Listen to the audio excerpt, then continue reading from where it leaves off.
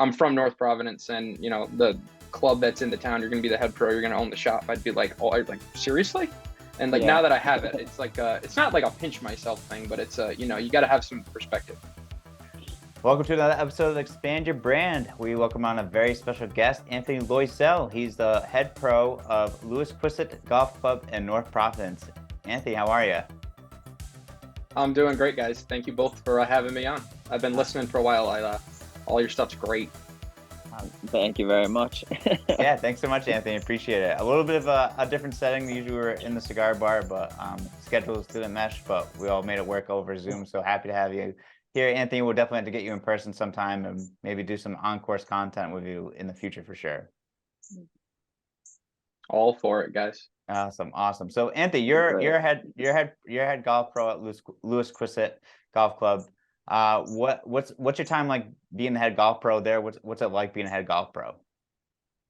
It's a lot of hours, especially being this age, getting my foot in the door, being a head pro for my own operation. I'm definitely very, I want to be very visible to the members and the non-members that come to the club. So, it's just a lot of hours. It's a lot of time. It's a lot of effort. But I love every second of it. I wouldn't be doing it if it wasn't that way. I'm kind of like an all-in person. I'm not gonna, half-ass anything. So, the biggest thing that comes to mind, from my time here is it's just a lot of time. And I care a lot about what I'm doing, and I care a lot about, the quality and the product of what I'm putting out. So it's just a lot of time, but it like days go by super fast because like I'm nonstop, but I love it. So that's awesome. I saw a funny picture of you floating around on Instagram of you standing in a bunch of boxes with the most happiest look on your face. Yeah. Oh yeah, the enthusiasm was off the charts that day.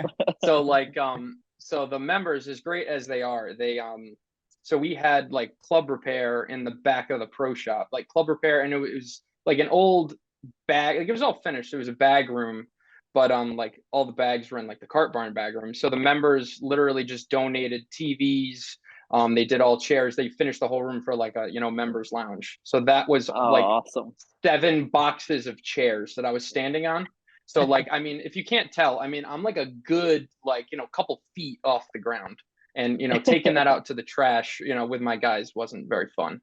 So that was like a 9 p.m. photo too. So oh my god, not fun.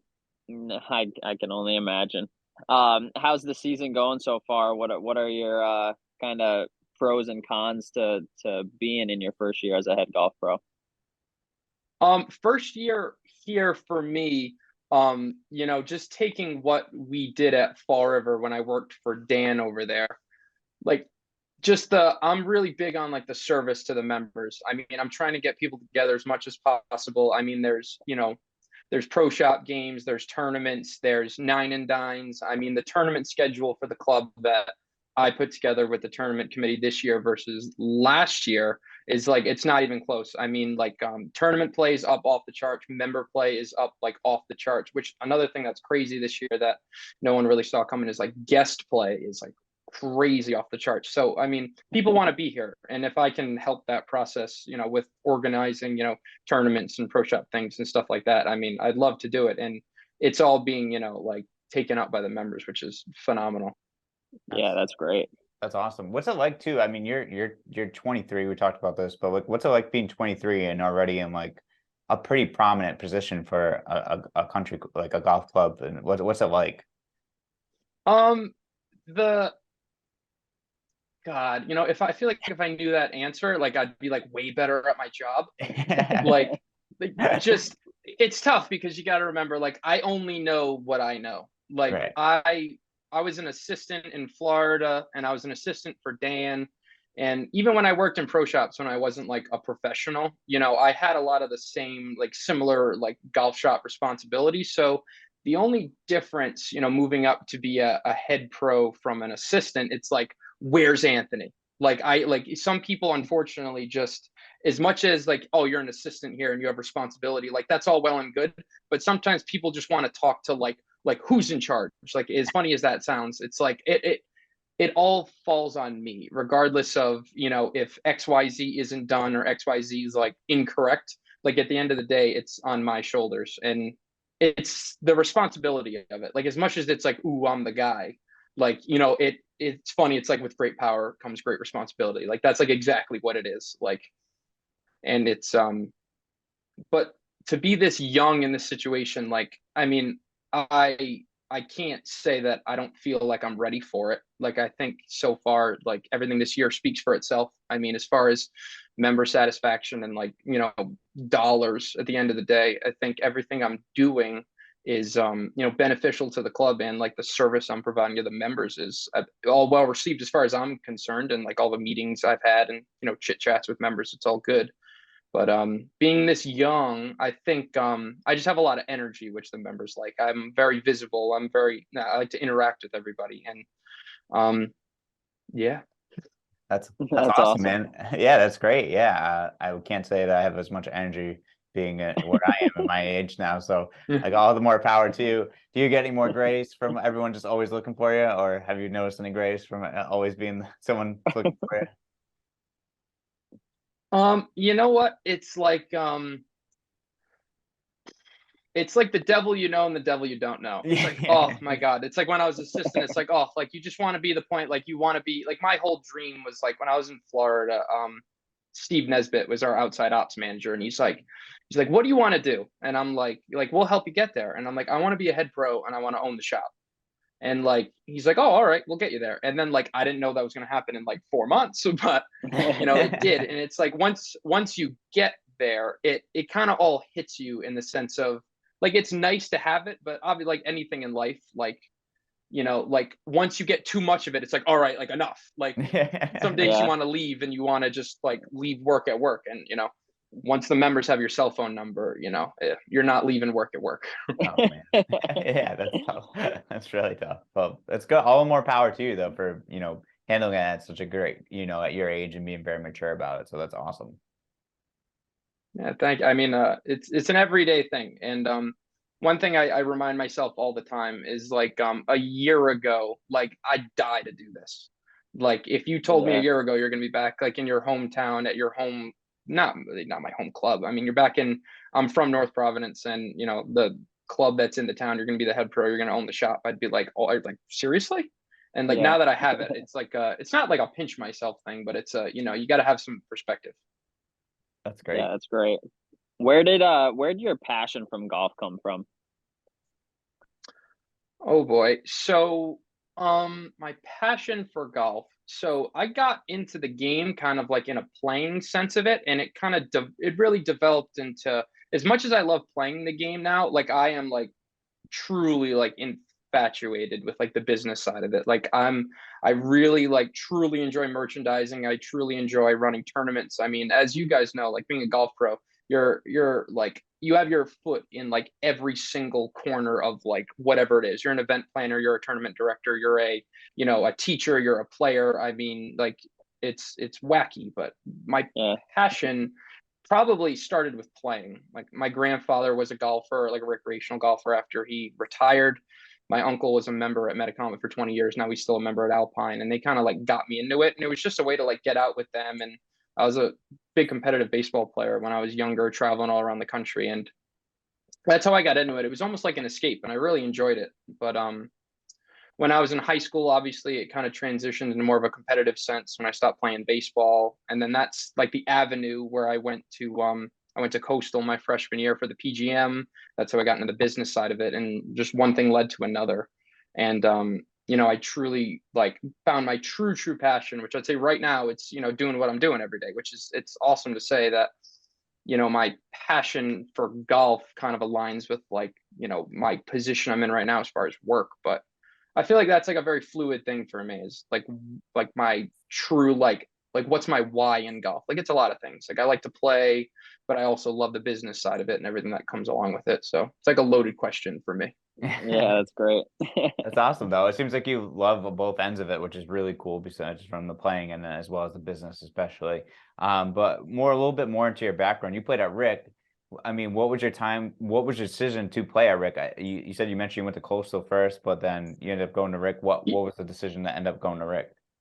So it so to to get all the way to Rick, we kind of have to start in high school. So Yeah. my first 2 years of high school, like I was a competitive baseball player, and I just got like burnt out my sophomore year, where I went to PCD in East Providence for high school. So instead of like typically like for Rhode Island, the guys play in the fall golf and then spring baseball, but for my high school it was spring and golf. I mean, spring was baseball and golf. So like I had to choose. So my junior year, I ended up choosing golf. Obviously, quickly became, I was the number one player on the team my junior year. But Allison Pike, who she went to Columbia, and I don't know if she's pro or not now, but she kicked my butt for like a good year straight. Thank God. Wheeler. They went to like RIL, and I stayed in like my nice like small like private division. And then so my senior year, I kind of got the I kind of saw like the potential I had for myself as far as how I developed. Like I won the like the championship for the end of the year. I was the God, I think it's the Southeast New England section like player of the year. And so I was like, wow, I kind of like this. Like I'm having success with it, and maybe I want to make a career out of it. And that's how I chose Coastal. But so my first 2 years of high school, I didn't do great academically. Like it was kind of like, whatever. Like I'm here to play baseball. Like, I'm gonna try to slide by. So my GPA wasn't great, and Coastal's like a lot of money. So I went to the PGM thinking that, Coastal's a public school, so they don't have like grants. So I went there with the idea that, you perform your first year, and like they're going to help you out with like private scholarships and stuff. And so my freshman year at Coastal, it's a lot of money. I don't come from money whatsoever. And so the private scholarships were like contingent on performance. And I essentially did all I could do. I got a 4.0 for my grades for both semesters. I passed my playing ability test for the PGA, and I passed like the qualifying level test. I think I had like the second highest grade in the entire freshman class. And Wow. they gave me $1,000 grant for my sophomore year. Oh, And Oh I my said, God. and so what I did after I got that email is I emailed Gene St. Pierre at Rick. And I said, hey, I shot him over all my scores from like junior tournaments in the like the New England juniors, and all my scores from like like the PGM tournament stuff. And I'm like, hey, I want to play for you guys. Like, I'm local. Like I'm in the business. Like I want to stay in the business. This is something that you guys would like have for me. And they said absolutely. And that's how I ended up at Rick. that's awesome. Wow. That's really cool. Yeah. Yeah, for sure. That's great. What was your time there like once you decided to go to Rick and start playing in all the tournaments? So it's funny how like one thing, God, I think my life's like a huge coincidence. It's like how one thing leads into the next. It's like, so Yeah. after not like, I hate to say like the word got out, but like after like I have uncles who are members here, and like even before I ever played here, and they were chit chatting with the old pro here, Keith, and his son Will. And the year that I was transferring to Rick was Will Niles's first year, and that's the old pro here's son, who now is like my best buddy. And he actually like DM'd me on Instagram. He's like, hey, I heard you're coming to Rick. He's like, do you want to come over to Louisquisset and play? My dad's the pro. And I'm like, sure. I'm like, yeah, I've never played there. And Will's like, oh, do you know like this guy, and that guy? I'm like, yeah, like that's my uncle. Like I know him. And like so that's how that started. That's how I started working here for Will's dad. I was an assistant here for 2 years, but that's how like I got into the Rick team. And so my career at Rick, I'd say my whole like college career in general was like complicated. Like I graduated college and I didn't do one single full year of college. I mean, my freshman year at Coastal, we had the hurricane. I was home for 3 weeks. And then all 3 years of college, it was like COVID related issues. Jeez. So Yeah. like it was complicated. But I mean, college, I mean, as Austin, I would think, I mean, D3 golf, I mean, it's really fun because it's like camaraderie. Like it is competitive, but you're D3. Like it's not like an ego contest out there. Like I Yeah. won 2 tournaments. I think I shot like 4 over in each tournament. It's like woo. It's like, yeah, like you're not really like this great golfer, but it's competition. And I reflect on my career at Rick. Like I have a lot of great memories. I mean, like my best friend in the world, Will, that's like how I met him. That's very well might be a huge reason how I even got in this chair that I'm in. So I mean, it's hard for me to say, but like I owe a big as much as my feelings about Rhode Island College are complicated, I owe a lot of like my career to, the people I've met there and my career there for sure. Yeah, that's great. That's awesome. Yeah, that's really it's interesting how you mentioned everything was like one coincidence after another, and like how like it kind of all worked out, and here you are at Louisquisset. Like, did you know at one point that you wanted to be a golf pro, or like how did that all come about, and like how did you really make that decision that this is the life that you wanted to have and choose? Like, what was that decision like? You know what's funny? It's like I feel like I never really made the decision. I think it kind of just like it's like this is what I'm gonna do. Like I've never not had a job that was in golf. I mean, my how I got like in the door of the business, like my high school golf coach Frank was or he is really good friends with Kyle Phelps, who's the head professional at Rhode Island Country Club.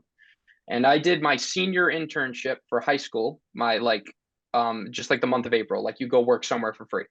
And I worked for Kyle at Rhode Island, and I worked in the bag room with Dustin Walbridge. Now he's at Warwick, but so I was only going to do like obviously the month there and then figure out a summer job. But like on my third day of working for Kyle and Dustin's like, "Do you want a job here for the summer?" And I'm like, "Yeah, absolutely."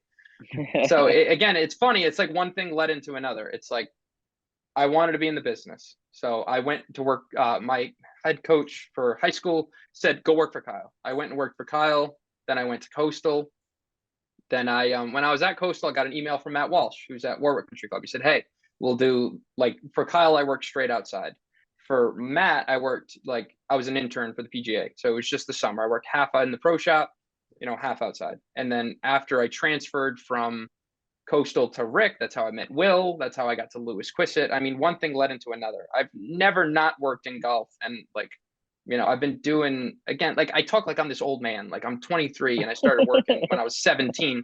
Like I've never not worked in golf. And I mean, it's all I know, which is like scary to say, but I mean, I think I'm pretty good at it. And, I'm in a position where I think it reflects my like skill in some level. So yeah, just keep going. That's it. yeah, I never really like, I was never like, ooh, I want to be a pro. Like, I think it was like, well, this is the next step. And it's like, okay, like, let's do it. Yeah.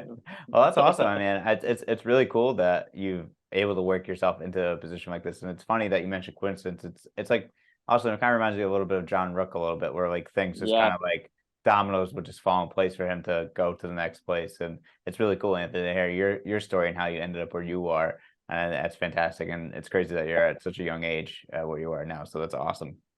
Yeah, it's surely wacky. It's like one thing really like truly like fell into the next. It's not like, all right, I'm done here. I want to leave. Think, let me go get another job. Like that's I can truly say that's never how I've ever like I'm young and I've bounced around all these different clubs, but it was never like, oh, hated that place, leave, let's go to another one. Like it's literally it just fell into the next thing. Like, and I think like it's funny, like my resume, like it reflects like progression. Like I've gone from like outside service all the way to head professional. I pretty rapidly. I mean, I don't think anyone would argue that part, but truly like the career is like the biggest coincidence ever. But I think one thing I can say is like I've worked really hard through it all, and I've been ready for each step, and I think my like performance reflects that pretty strongly. Yeah, no, it's great, man. Hopefully Sure. there's big things coming down the line for you for sure. Being so young, I'm sure there's going to be more opportunities and bigger things coming down the line for you. Yeah, let's hope. Yeah. I mean, anything going on at Louisquisset? What do you guys have going on? Any events or anything coming up? And over the summer, what's the summer been like? The summer's been good. So again, like we're crazy active with like member play and stuff like that. We do a lot of tournaments. We do a lot of 1 day, 2 day member guests. We do a lot of 9 and dines.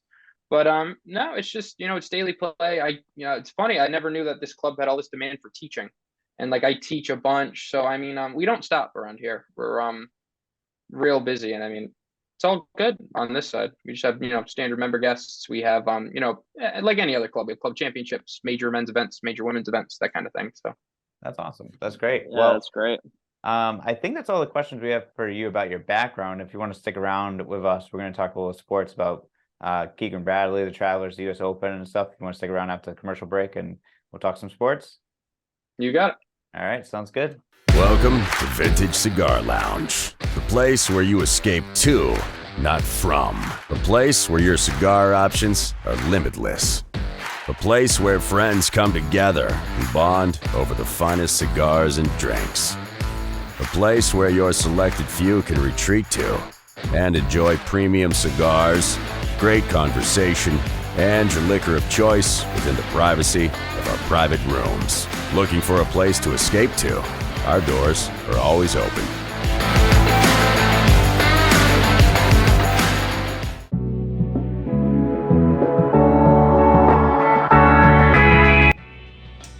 Hey guys, this week's Golf Cigar of the Week is the Tres Delinquentes Maduro from Cavalier. Just got him in a few weeks ago. It is an excellent budget cigar for out there. $7.50 for a Toro size.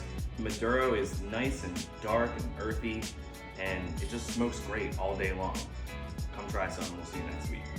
All right. Thanks so much for sticking around for our commercial break. And thanks again, Vintage, for your sponsorship with us. We really appreciate it. All right, let's hop into sports.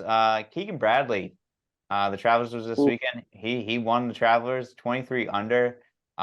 Just awesome performance. Awesome to see him back, see him win win again. We'll start with you, Anthony. What are your thoughts on Keegan? You know what? So for me personally, like my thoughts don't even go to Keegan. I go to Zach Blair. That's a lovely. I think it was either solo 2 or T2. That's some big change in the bank for the Buck Club, man. Yeah. He's like an Instagram golf icon. So I go right past Keegan. I mean, he's like a Jordan guy. He's got the Jordan shoes. I think like he's fortunate enough. I go like my eyes on leaderboard. Like I don't know, me personally being like a golf like whatever. Like I go to Zach Blair, to tell you the truth. Oh, really? I like that. It is a great story. I mean, you can't help but root for him with all the I saw something on Instagram. His whole timeline is insane from 2013 to now. It's pretty miraculous, to be quite honest. That's crazy. Yeah. I didn't know that. I didn't know he was like a Instagram guy or like and just like came up. Yeah, it's funny. It's like I was a a big like Buck Club guy, and just like Zach Blair's all into like the clubs and stuff. And like he might have to like correct me if I'm wrong, but Jason Panone, who owns Spargo, like he's a member at Warwick, and when I worked at Warwick, he'd always wear like the Buck Club stuff. And I was like, dude, that's sick. Like, how did you get that? And he's like, oh, I'm like friends with Zach Blair. I'm like, what?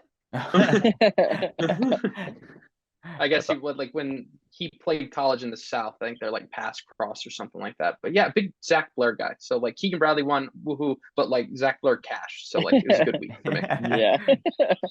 We're gonna have to get John on. I talked to him a little bit. We'll have him on for sure. That would be a good one. That would be awesome. But yeah, hopefully we got some special guests with the whole Keegan thing too eventually.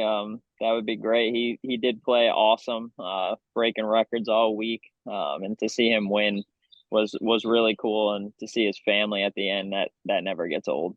Yeah, definitely. Well, happy for Keegan. I'm glad he was able to win. Good to see him on the board. I'll have to pay attention more to Zach Blair now that you put him on my radar, Anthony. We need a Zach Blair Twitter tracker for sure. Yeah.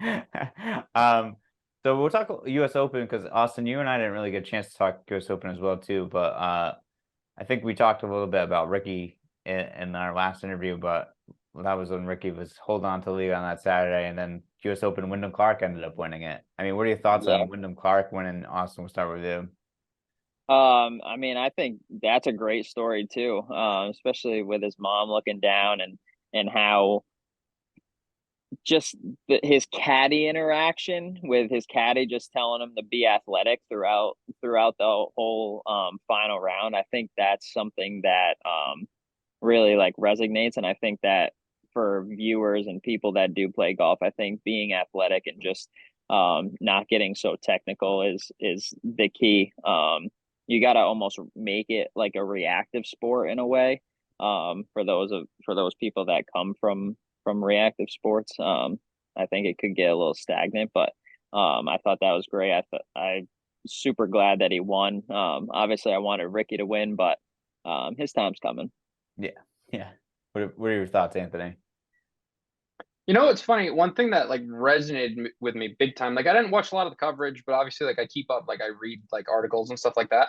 one thing that I found really interesting, it was like cool to read that like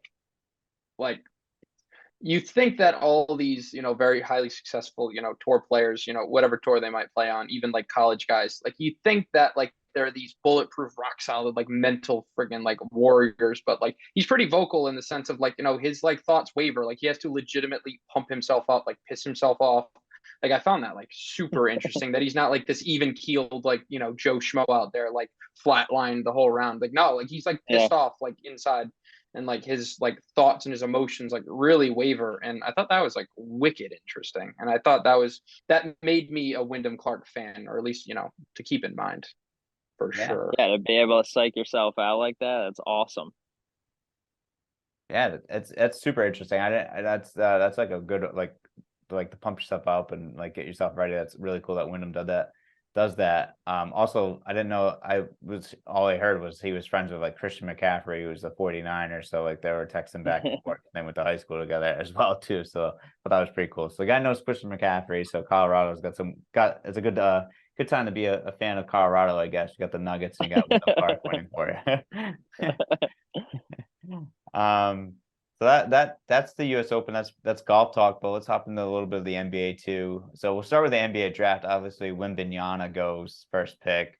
I don't know. What are you guys' thoughts on Wembanyama? Do you think he's going to be as hyped up as it is going to be, or do you think that is overhyped? Do you think he's actually a generational player, or do you think he's going to turn out to be like maybe, not a bust, but like not like a number one guy on a team?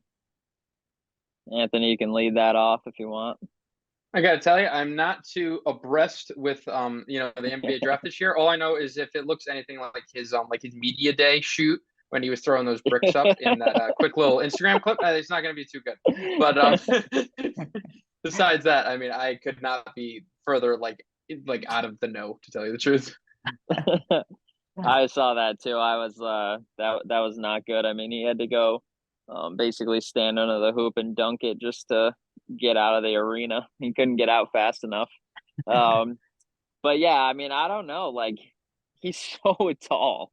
He is so tall, and he's like pretty athletic. So it'd be hard for him not to be good. But at the same time, like, what position does he play? Because someone like Embiid or Jokic, they're gonna just body him all day long. So it's gonna be very interesting to see like the dynamic and where like the Spurs play him. But I mean, he has a perfect coach and a perfect mentors to be able to navigate that pathway for him. So if he puts in the work, I mean, I don't think that he'll be a bust. I think it's pretty tough to be 7'5" and that athletic to be a bust.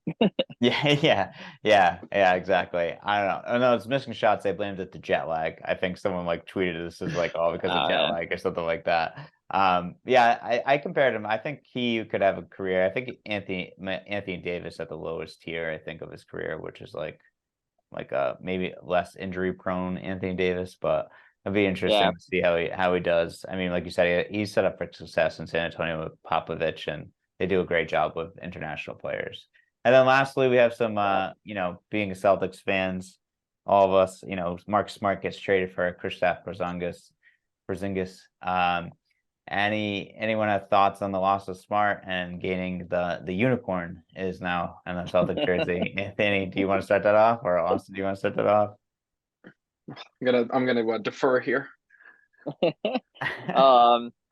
mean, I don't know. I guess we'll have to see what other moves they make. I don't think that was like solely the greatest move, but it does allow for them to stretch the floor a little bit more. Porzingis can shoot it, stroke it from the outside.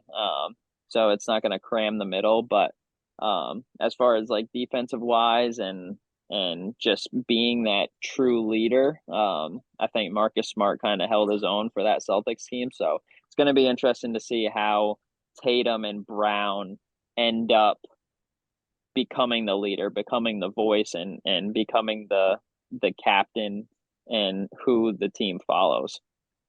Yeah, it's going to be a very interesting interesting season. I mean, sad to see Smart go, but I think they need to make some changes. And like you said, I don't think Yeah. they're done making moves. I don't know if Brown is going to get traded next or what's going to happen or what they're going to do, but they're looking to make some more moves and it'd be interesting who fills in the point guard role too. But it'd be good. And if Porzingis can stay healthy, it might be a pretty good trade too. If he can at least knock down a couple shots and give them at least 12 or 15 points per game, I think that would be really good. Yeah, I think so too. I mean, it depends on, like you said, who they get at the point guard spot. I mean, not that Smart was the greatest point guard, but he controlled the floor pretty well. But yeah, so we'll see. I think this is just the start of the moves that they're going to make this offseason, and I think it's going to set them up for the future. And I definitely believe in Brad Stevens. So I think it was a good initial move. But we'll see the next couple months how it really plays out. Right. And Brad we trust, so we'll see how it goes. Hopefully it works out. I think that's everything on the sports end, and this is it for the interview. Anthony, thank you so much for joining us today. That was a lot of fun. It was great to get to know you. And like I said, we'll have to do something in person and maybe have to do some on golf content with you as well too. Yeah, gentlemen, thank you for having me tonight. I mean, this was awesome. I really appreciate you guys giving me a platform to kind of, give myself a little voice for my background and stuff. But you guys are always welcome at Louisquisset Golf Club anytime. Just give me a call. Thank you so much. Thanks, We appreciate man. Appreciate it. Really appreciate it. You got it.